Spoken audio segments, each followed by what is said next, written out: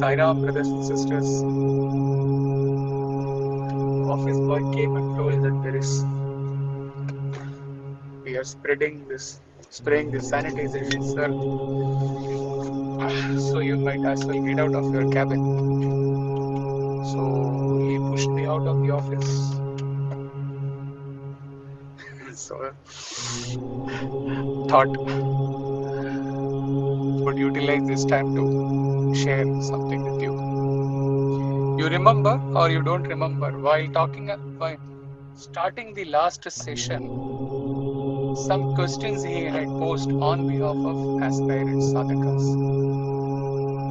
One of the question was, what happens to consciousness upon death of a body? Does it stay there? Does it not stay there? And along with that, more intriguing question would be, what is death after all?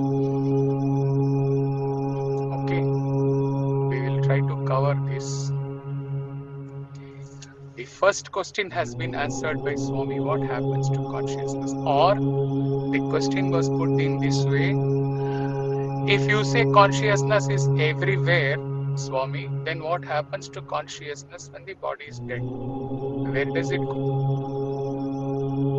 Swami answers in the Message of the Lord book. Swami says, not verbatim, but the essence of what Swami has explained, he would share.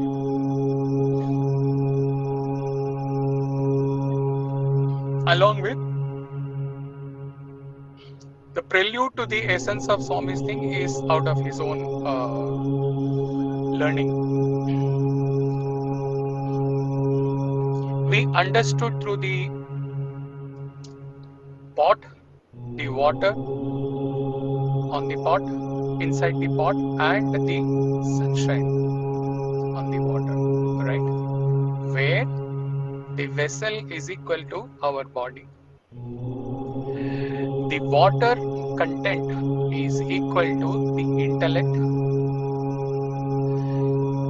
mirror, which absorbs the consciousness as reflected consciousness and then further reflects it to the mind, senses, etc.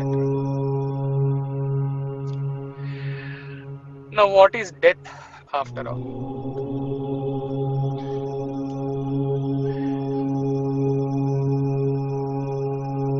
Consciousness is there everywhere. Purnam adah purnamidam. But the medium of reflection of consciousness has to be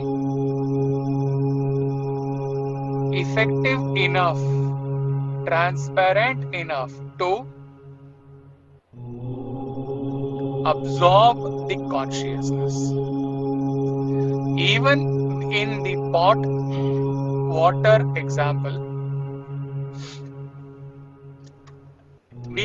nobody can say that the consciousness sunshine doesn't touch the vessel, the pot. But the pot being opaque and pot not having being at a grosser level, not having the capacity to further reflect. So, the consciousness touching the body, the vessel is not felt. Okay? We have to be very clear about it. So, now the process goes on like this. The man grows and he becomes aged and then he becomes sick. And he reaches a point where it can be very easily understood when he says that the water content in the pot, it keeps on depleting, reducing. What does it mean? It means that when his physical system gets tired, the nerves, the cells are getting dead day by day.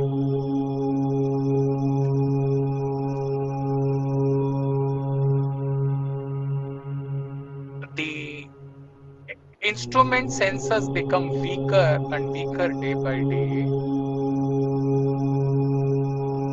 What happens? We say, na, my mind is not working now at the age of 70 in the same pace, same level, same vigor with which it used to work when I was in youth. People, those at 70, 80, they can feel this, even 60s. So, the depletion of the water content in the water can be understood this way. Our mind, our intellect, they slow down. Dhire, dhire, dhire, dhire, they slow down. Why? Because the senses are getting weaker, the cells are dying out,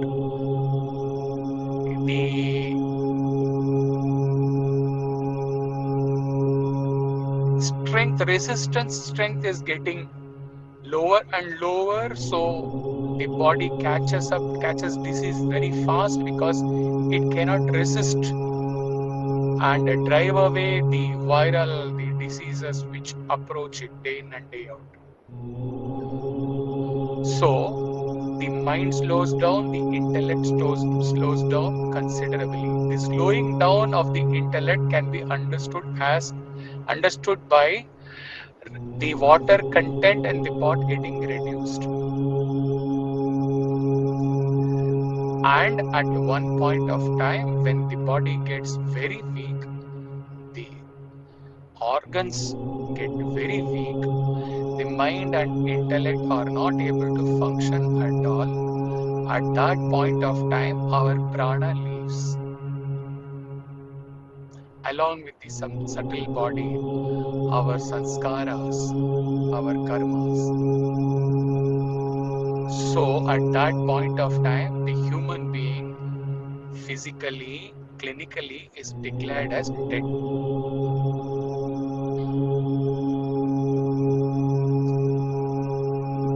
Consciousness is there everywhere, everywhere. But the medium in which the consciousness, like the sunshine can reflect on the river, the sunshine cannot reflect itself on the sands on the side of the river. But it doesn't mean the sunshine is not falling on the sands. Exactly in the same way, as far as long as the intellect medium of reflection was functioning well, the consciousness was getting reflected. Okay? When the intellect dies, the mind dies, that means slows down, and halts. At that time, the prana leaves.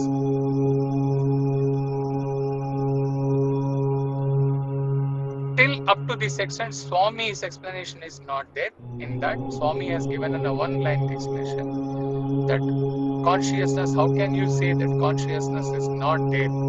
It is there not only in the dead body. He says, na, I am in you, around you, below you, above you. Everywhere it is just that the consciousness, devoid of intellect media, devoid of prana, the body is not able to feel or reflect the consciousness. Okay.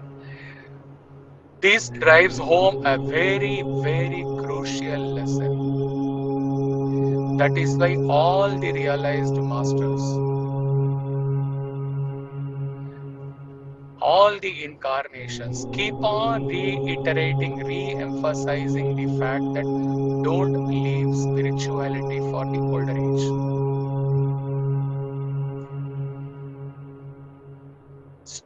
pursue sadhana when your intellect water is at the brim level sharp, your mind is sharp, your body is responsive to meditation, longer meditation, your senses are active.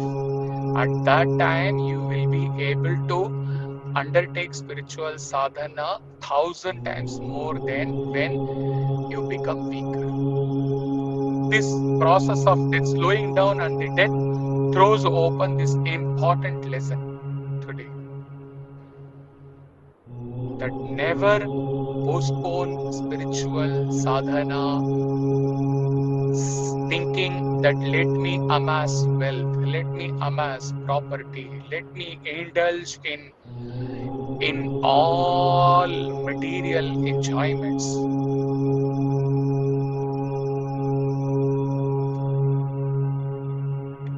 Let me lose myself in all material, glittering material attractions. Grahastha life, physical life, etc., etc. And then, when I am not capable of pursuing any of these things, or when the world neglects me, at that time I will die. Any master would only say, "Oh, Saumya, oh child, at that age, who knows what will be the level of your intellect, your level of your mind, level of your physical system, how much your intellect and mind and system will cooperate with your spiritual sadhana. Can you, at the age of 20, 25, 30, can you write and seal and give it to me guaranteed that at that time everything will be as active as they are today?" That is why Swami says, past is beyond recovery, future you are not sure of, given moment is now, now, now. And each day passes, somebody says happy birthday to somebody. At each happy birthday, your intellect water content is getting depleted. You are approaching death. Time is running fast.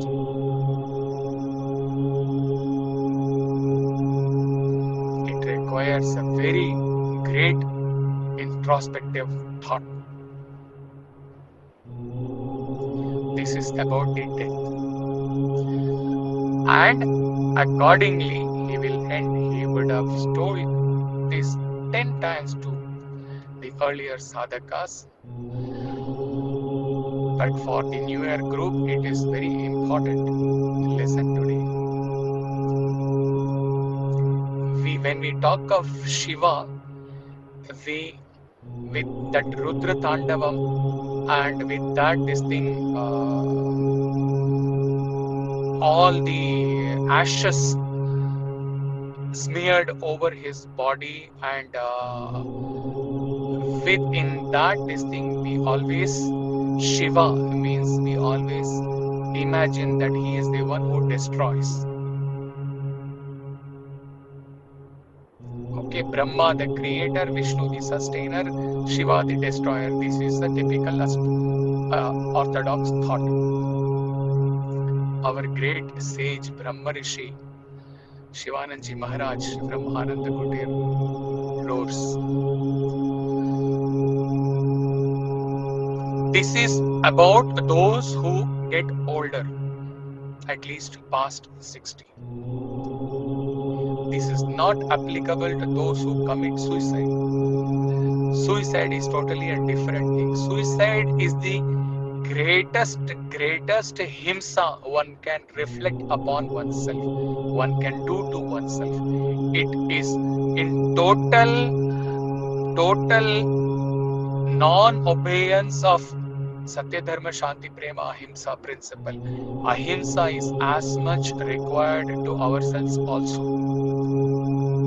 We cannot undermine ourselves, we cannot keep ridiculing ourselves, we cannot keep feeling inferior about ourselves.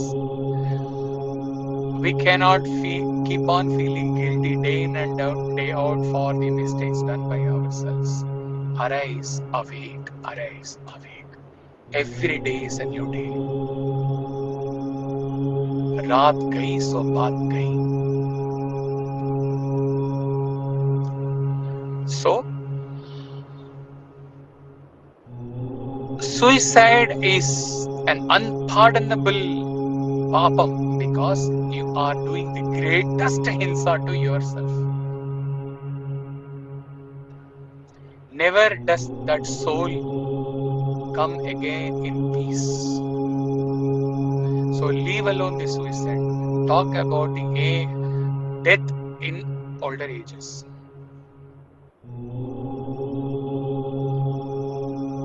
Okay. Maharaj says, no, no, no. Don't bring down Shiva to the level of destroyer, as if Shiva is sending the Yamaraj with that rassi, okay, and coming and then grabbing you by your neck and taking you. No, don't bring down Shiva to that extent. He says, in fact, he is the most graceful, most compassionate God. Why? Because going by the depleting of the water content, when your mind becomes weaker, when your intellect becomes weaker, when your nerves die, when your cells die, when you are not in the brim of your health, you lack the physical vigor and the mental vigor and the intellectual capability, understanding, grasping, and taking in the secret and living with the secret that whatever suffering I'm undergoing, it is due to, it is for clearing my own karma. Your mind, your intellect, they are not able to go to that level. They all rest only with suffering, suffering, suffering, suffering. At that stage, Maharaj says, Shivaji does the most, he comes to your rescue. He takes up the most compassionate task. He says, Lord Shiva is not the supreme destroyer. Lord Shiva is the supreme regenerator. He takes away your sick body, incapable of clearing your karmas, takes along with him as a blessing to you, not as a curse to you. And then he gives you a new, vigorous, fresh, energetic, vibrant body again when you are born again, so that you start from where you left and you can evolve spiritually faster, you can take up sadhana faster, and you can clear your karmas faster.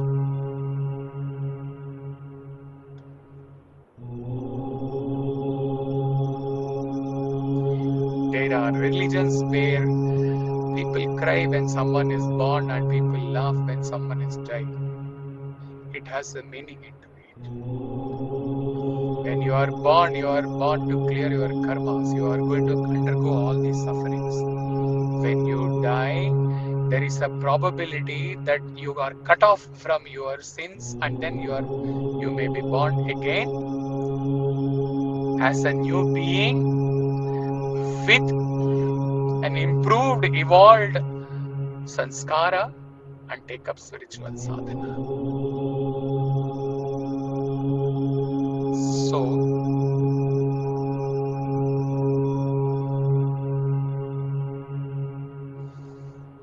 nothing happens to him when he hears about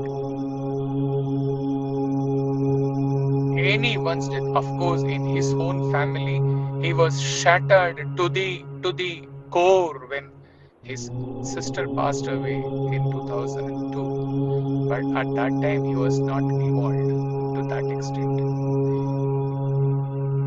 But afterwards, as of now, nothing has happened. But hearing of any news on any death of anybody, nothing ever happens to him at all. Because he lives with this experience, he lives with this learning. To him, it is going to be the change of the blazer, the suit from one suit to another, like that. The soul is going to change from one body to another body sooner. That's it. Of course, when you are attached to parents and relatives, for some time it will be there. It will be there.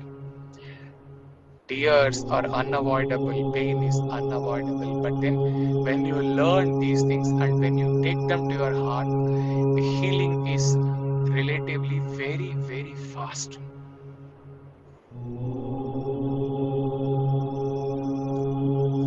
So, it's about the death, it's about what consciousness happens, what happens to consciousness in the body when one person is dead, and then about the process of death, and then about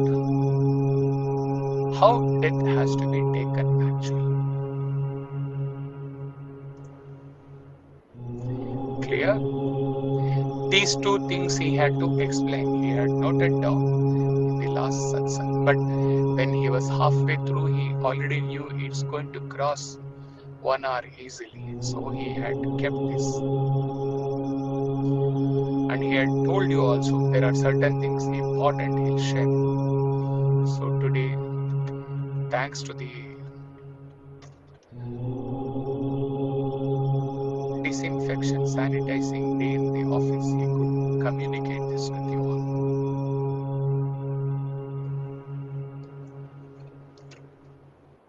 Would see if this can be also posted in the YouTube as the next part of the TP series, Tatwa Pravaham series. Jai Sai Ram.